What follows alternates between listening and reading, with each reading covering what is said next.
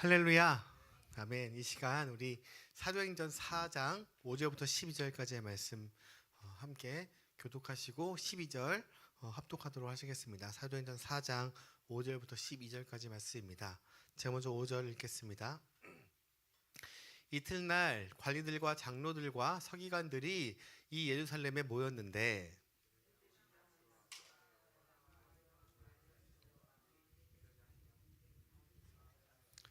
사도들을 가운데 세우고 묻되 너희가 무슨 권세와 누구의 이름으로 이 일을 행하였느냐?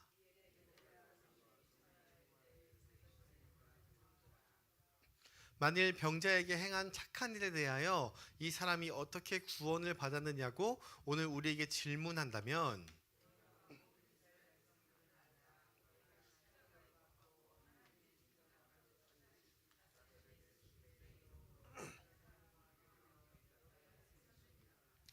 이 예수는 너희의 건축자들의 버린 돌로서 집 무통이의 머릿돌이 되었느니라. 다른 이로서는 구원을 받을 수 없나니 천하 사람 중에 구원을 받을 만한 다른 이름을 우리에게 주신 일이 없음이라 하였느라. 아멘. 할렐루야. 요산의 말씀입니다. 오늘은 제가 본문 안 바꿨네. 오늘 본문 제목은 하나님의 은혜라는 제목으로 우리 말씀을 나누려고 합니다.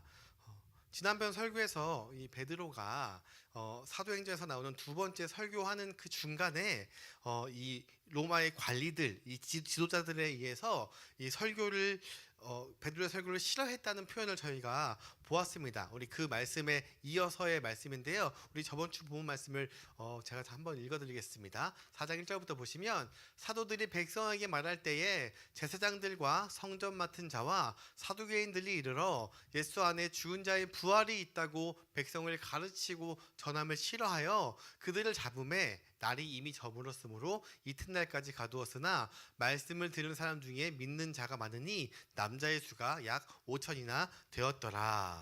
그래서 이 지금 설교하고 있는 이 예수님의 부활을 전하고 있는 이 사도들을 잡았다가 지금 감옥에 가두었습니다. 그들이 싫어했다고 하는데 그들이 싫어했다고 말하는 부분은 너무도 명확합니다. 어떠한 부분이냐면 이들이 전하는 이 메시지의 핵심, 예수님이 죽으셨다가 부활하셨다는 그것이 이 지금 사도개인들과 제사장들과 성전 맡은 자들이 싫어했다고 이야기하고 있습니다. 사실 지금 이 사도들은 너무나도 선하고 좋은 의도로 소외된 이웃을 봤을 때 3장에 안진뱅이를 고쳐주는 사건이 있죠. 그를 도와주었습니다. 그는 날 때부터 장애를 가지고 있었던 그 안진뱅이였는데 그를 도왔던 그 착한 일이 지금 오해와 모함을 받아서 지금 이 세상에 있는 권력자들에 의해서 지금 이 감옥에 갇히는 상황, 우리가 한번 생각해 봅시다.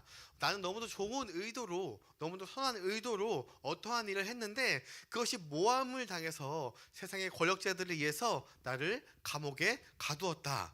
이러면 어떠한 마음이 들까요?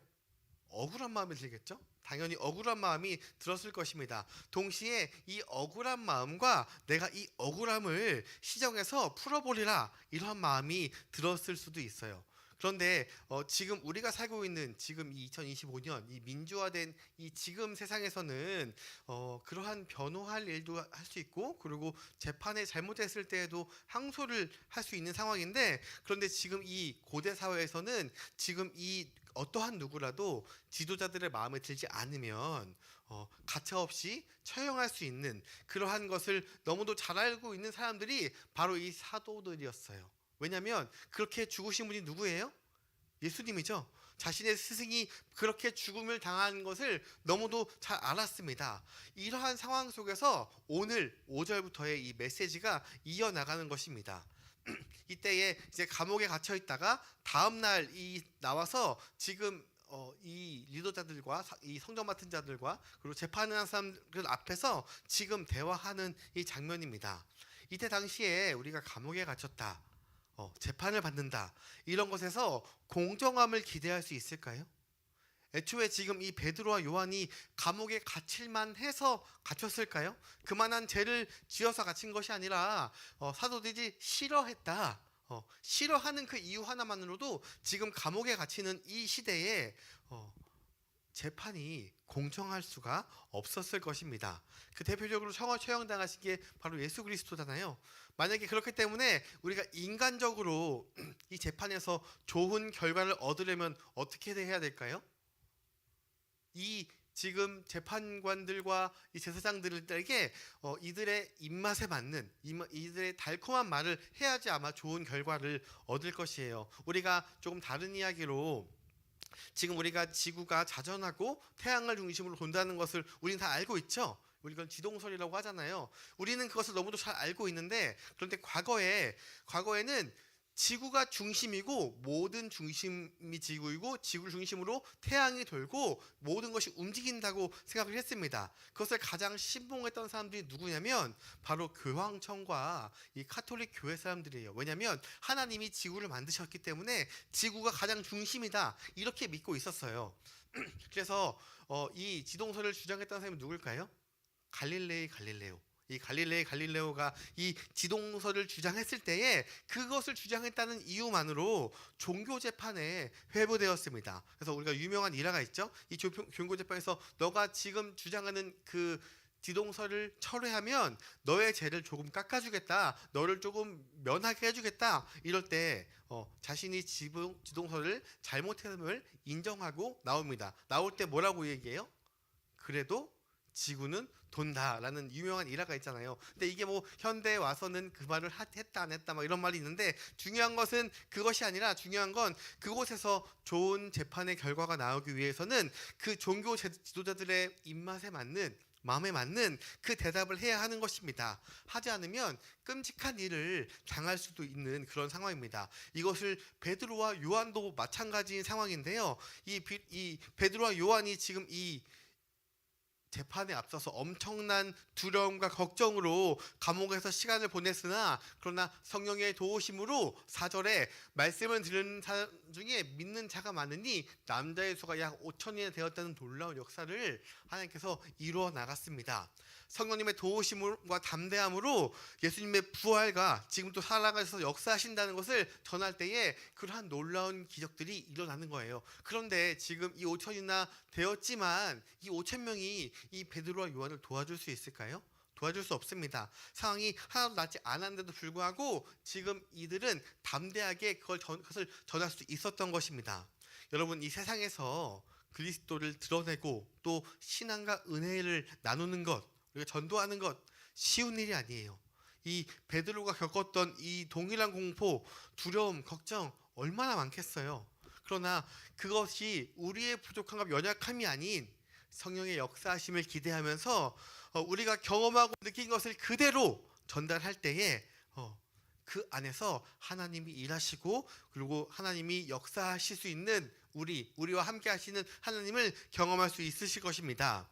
내 언변이나 내 논리나 내 지식이 아닌 성령님의 역사하심을 통해서 우리 주변의 사람들에게 은혜가 나누어지는 그 놀라운 간증들 함께 경험하게 될 것입니다. 여러분, 과거에 베드로는요, 이 가야바의 뜰에서 대제사장의 이 여종들에게 예수님을 3번이나 모른다고 부인했던 사람들입니다. 아주 연약하기 그지 없었던 사람이었죠. 그런데 지금 어떻게 되었어요? 지금 베드로가 그때보다 상황이 조금 더 나아졌나요? 지금 5천 명이나 믿었으니 이들이 나를 도와줄 것이다라는 기대가 있을까요? 어떠한 종교 지도자들과 견줄 만한 세력을 형성했을까요? 아니요. 엄청난 출세했을까요? 아니요. 하나도 상황은 변한 것이 없습니다. 어찌 보면 상황이 더 안 좋아졌어요. 왜냐하면 지금 잡혀있는 상황이잖아요. 원래는 자유롭게 돌아다닐 수 있는 그런 한 실정이었는데 지금은 죄수처럼 감옥에 갇혔습니다. 우리가 복음을 전할 때 내가 조금만 더 출세하면, 내가 그래도 내가 있는 곳에서 정점을 찍으면, 내가 조금 더 준비되면, 그래서 남들이 볼 때 예수 믿는 사람이 저렇게 잘 사는구나라고 뭔가 남들이 볼 때 꿀리지 않는 그 무엇 하나라도 우리가 만들어 놓고 내가 복음을 전하면 뭔가가 되지 않을까? 이러한 생각 해보시지 않으셨어요? 저는 그런 생각을 해본 적이 있어요. 복음을 전할 때. 그런데 내가 뭔가를 더 이루고 나면, 내가 뭔가 더 해내고 나면 내가 이 베드로처럼 당당하게 복음을 전할 수 있을 것인데, 이것이 바로 우리의 생각과 우리의 계산이라는 것이에요. 그런데 지금 베드로에게는 어떠한 변화가 있어서 이러한 일을 하는 게 아니에요. 예수님이 잡혀가실 때에 여종들이 물어봤을 때에 3번 부인했을 때의 그 상황과 지금 상황에 그 어떠한 형편에 나아짐이 없습니다. 어떠한 신변의 변화도 없으나 지금 이 대제사장들과 이 수많은 장로들 앞에서 당당하게 이야기할 수 있었던 것입니다. 여기에 누구누구가 있었냐면 5절에 이튿날 관리들과 장로들과 서기관들이 예루살렘에 모였는데 6절에 대제사장 안나스와 가야바와 요한과 알렉산더와 및 대제사장의 문중이 다 참여하여, 그러니까 여기에 어마어마한 사람들이 다 참여해서 지금 이들을 재판한다고 있는 것이에요. 그래서 이 분위기가 얼마나 압도적일지 우리가 한번 생각해 봅시다. 지금 이 베드로와 요한이 누군가 이 사람 잘못했습니다 라고 해서 데리고 온 게 아니잖아요. 지금 이 재판을 하는 사람들이 싫어해서 끌고 왔으니까 그 분위기가 얼마나 압도적일지 우리가 상상만 해도 얼마나 압도적일지. 그리고 지금 이 재판하는 것 가운데 이 베드로와 요한 말고 진짜 죄인들도 같이 재판을 참여했을지도 몰라요. 그래서 그 앞에 엄청난 그 재판의 내용들을 다 들었을지도 몰라요. 그래서 자칫하면 이곳에서 목숨을 잃을지도 모르는 그 상황 가운데 베드로가 자신의 처한 처지와 자신의 상황은 더욱더 악화되었지만 성령님의 충만하심과 인도하심으로 그리스도를 지금 이 법정 가운데에서도 전할 수 있게 되었다는 것입니다. 여러분, 이것이 우리의 인생에서 하나님께서 우리에게 주시는 힘과 능력인 것입니다. 우리의 상황이 변하지 않지만 담대하게 전할 때에 그곳에서 하나님이 임하시면 놀라운 일이 벌어질 것입니다. 할렐루야. 네, 바로 그 말씀이 오늘 시편 23편의 말씀이에요. 이러한 베드로의 상황을 우리가 대입해서 베드로의 처지와 하나님의 인도하심을 대입해서 우리 다 같이 23편 1절부터 6절까지 읽어보겠습니다. 시작. 여호와는 나의 목자시니 내게 부족함이 없으리로다. 그가 나를 푸른 풀밭에 누이시며 쉴만한 물가로 인도하시는도다. 내 영혼을 소생시키시고 자기 이름을 위하여 의의 길로 인도하시는도다. 내가 사망의 음침한 골짜기로 다닐지라도 해를 두려워하지 않을 것을 주께서 나와 함께 하심이라. 주의 지팡이와 막대기가 나를 안위하시나이다. 주께서 내 원수의 목전에서 내게 상을 차려주시고 기름을 내 머리에 부으셨으니 내 잔이 넘치나이다. 내 평생의 선하심과 인자하심이 반드시 나를 따르리니 내가 여호와의 집에 영원히 살리로라. 아멘. 여기서 말하는 이 원수가 우리가 흔히 생각하는 나의 경쟁 상대 혹은 나를 음해하려고 했던 그 세력, 이렇게 생각하기 쉬운데요. 성경에 말하는 이 원수는 우리의 죄를 이야기해요. 죄. 우리가 하나님으로부터 받은 이 부르심과 소명으로 나아가는 것을 방해하는 세력들이 있죠. 여기 오늘 본문에 나와 있는 이 관리들과 장로들은 자기의 수준에 맞게 백성들을 보호하기 위하여서 당연히 해야 할 일을 한다고 생각을 했습니다. 그런데 지금 이 상황을 몰고 간 이 죄의 세력, 이 원수의 세력 앞에서 우리를 하나님의 부르심과 하나님의 은혜를 누리지 못하는 자리로 자꾸 몰고 나가는 이 죄의 세력 앞에서 내 상을 차려주시고 기름을 부어주셔서 내 잔을 넘치게 하시는 그런 역전의 하나님이 오늘 본문을 통해서 우리가 보게 될 줄 믿습니다. 할렐루야. 우리가 출세하고 성공해서 내가 신분이 상승해서 일확천금을 얻어서 이러한 일을 하는 것이 아니라 나를 자유케 하신 이 복음과 나로 내 인생의 목적과 방향을 알게 하신 이 믿음으로 인하여서 내 안에 이 감사와 감격으로 나가 믿는 이 하나님을 나누게 되는 것, 이것이 신앙이고 복음임을 믿습니다. 우리 계속해서 우리 성경을 보시면 이 관리들과 사도들이 어떻게 하느냐, 7절에 사도들을 가운데 세우고 묻되, 이제 가운데 세워서 이제 묻는 거예요. 뭐라고 묻냐면 너희가 무슨 권세와 누구의 이름으로 이 일을 행하였느냐. 이때 이렇게 사도들을 세우고 동그랗게 서서 이제 묻는 거예요. 너희가 무슨 권세와 누구의 이름으로 이 일을 행하였느냐. 근데 여기서 이 질문이 아니고 어떠한 뉘앙스냐면 너희가 감히 누구라고 이러한 일을 하는 거야? 너희가 감히 누구길래 이러한 짓거리를 하는 거야? 라고 지금 윽박지르는 거예요. 질문하는 것이 아니라 윽박지르는 것이에요. 몰아세우면서 어차피 이 사람들은 범죄자이기 때문에 이것을 낙인 찍고 지금 시작하는 것입니다. 이 지금 사도들이 했던 일 중요하지 않아요. 자신의 마음에 들지 않는 것입니다. 자신의 마음에 싫어하는 것입니다. 그래서 이들을 지금 막 몰아세우며 신문하는 장면이에요. 얼마나 이 중압감이 엄청났을지 우리가 한번 생각해 봅시다. 이 권사자들이 이미 사도들이 틀렸다는 것을 전제하에 지금 이 시작하는 것입니다. 그러나 지금 이 베드로가 우리가 어떻게 대답하는지를 우리가 보겠습니다. 지금 이 사람들은 지금 이 잘못된 사실에 대해서 이야기하는 것이 아니라 질문 자체가 잘못된 것이에요. 우리말로 하는 뭐예요? 우문, 잘못된 질문을 지금 하고 있는 것입니다. 이럴 때 베드로가 너무도 지혜로운 대답을 합니다. 현답을 하고 있어요. 이 첫 번째로 지금 이 병자에게 했던 일이 뭐냐고 이야기하냐면 8절 말씀에 이에 베드로가 성령이 충만하여 이르되, 성령이 충만해서 뭐라고 이야기하냐면 백성의 관리들과 장로들아, 만일 병자에게 행한 착한 일에 대하여 이 일을 병자에게 행한 착한 일에 대하여 라고 이야기하는 것입니다. 뭐라고 얘기하냐면 이 일은 우리가 한 일은 착한 일에 대하여 라고 얘기하는 것입니다. 여러분, 이 지도자들이 볼 때요, 이 베드로와 요한이 병자를 고쳐주는 일, 이것은 자신이 가지고 있는 그 신앙 체계와 유대교의 신앙, 일반적인 세상의 기준에서는 잘못된 것이에요.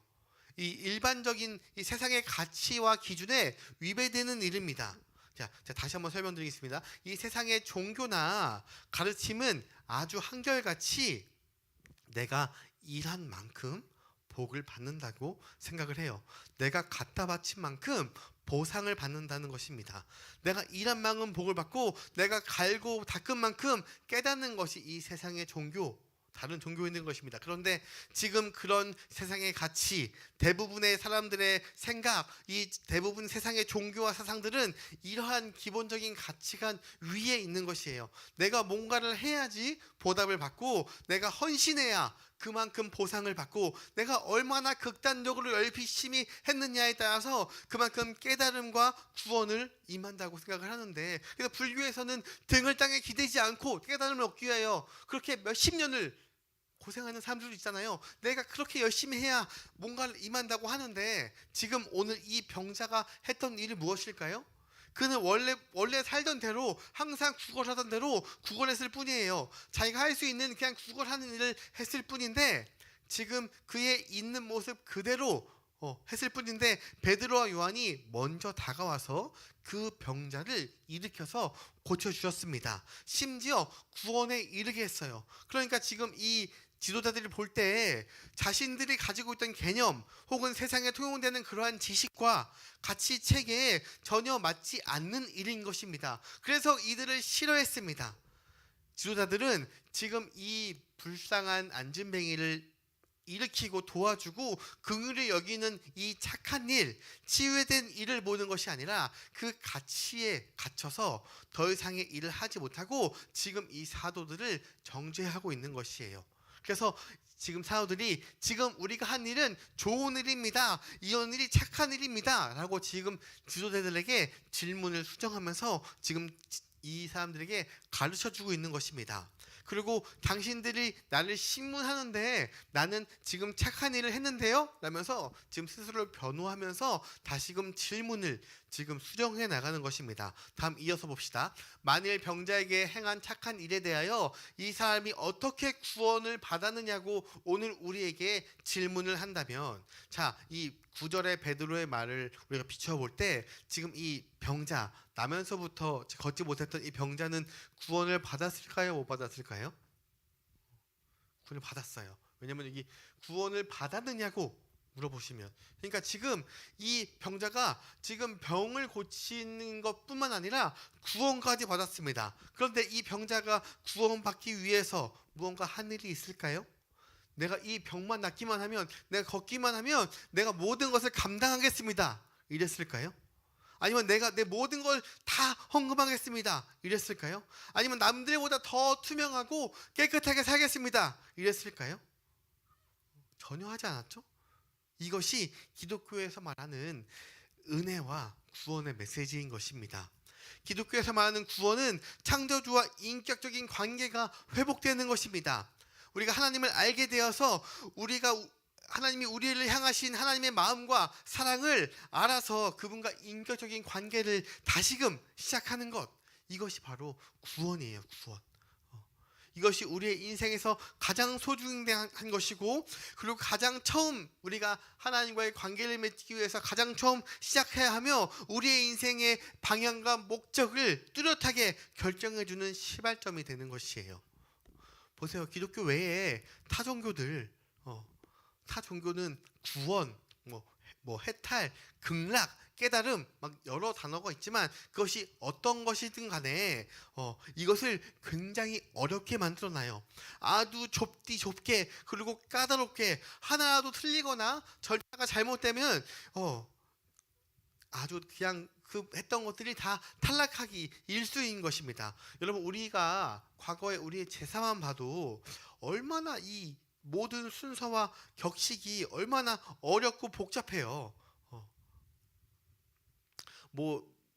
이 제사상 차리는 것에 있어서 모든 음식 다 준비했다고 하더라도 홍동백서, 조유리시, 어동육서 이런 것을 지키지 않으면 음식을 다 내놓아도 꼭 큰일이 나는 것처럼 얼마나 복잡합니까? 이슬람에서의 구원도 마찬가지고, 불교에서 우리가 많은 깨달음도 마찬가지고 어렵고 복잡한 방식을 만들어 놓습니다. 그러면서 이 모든 순서와 격식이 굉장히 엄격하게 치러집니다. 그런데 이렇게 굉장히 어렵게 나아가는 것이 이 타 종교의 구원인 것이에요. 그런데 여러분, 이렇게 어렵고 복잡해야 부흥되는 거 아십니까? 아이러니하죠. 뭔가 이상하죠. 뭔가 이렇게 어렵고 복잡하고 힘들면 힘들수록 뭐가 서냐면 목회자의 권위가 더욱 쓰고요. 구원받기 위해 깨달음을 얻기 위해서 목회자를 더욱더 의지할 수밖에 없는 것입니다. 그러니까 우리가 막 여호와의 증인, 신천지 이런 사람들 보면 어떻게 저렇게 열심히 할 수 있을까? 믿는 나도 그렇게 하기 힘든데 어떻게 할 수 있을까? 이런 거 안 느껴보셨어요? 기독교인은 우리도 힘든 건 막 전 재산 갖다 바치고 막 모든 일을 그만두고 어떻게 저럴 수 있을까?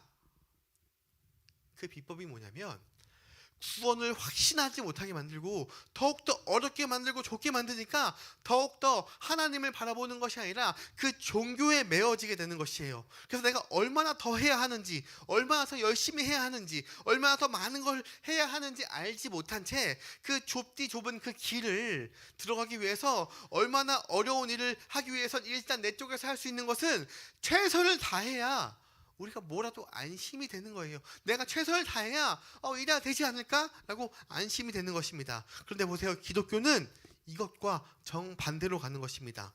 구원이라는 것은 우리가 창조주와 우리가 인격적으로 교제하는 것이 우리의 인생에 가장 소중하기 때문에, 가장 의미를 주기 때문에 그 다른 세상의 어떤 것과도 바꿀 수 없는 그 인생의 방향과 목적을 주는 것이기 때문에 하나님께서 가장 쉽게 전부 다 해놓으셨다는 것이에요. 그래서 우리가 그것을 믿기만 하면 구원에 이르도록, 너무나 소중한 것이기 때문에, 너무도 가치 있는 것이기 때문에 오히려 하나님이 그 가치 있는 것을 모든 사람들에게 다 주신 것입니다. 마찬가지로 오늘도 말씀 가운데 이 병자도 아무것도 하지 않았는데 구원을 받았습니다. 할렐루야.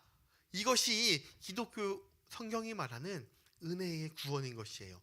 디모데전서 2장에 아주 잘 나와 있어요. 2장 우리 3절과 4절 다 같이 읽어봅시다. 시작.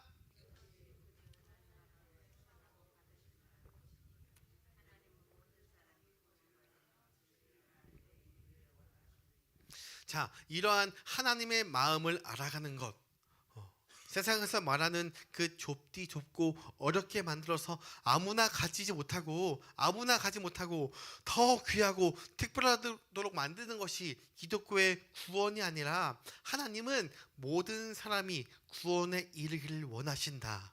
우리가 그 마음을 알 때에 하나님과의 교제가 시작할 수 있는 것이에요.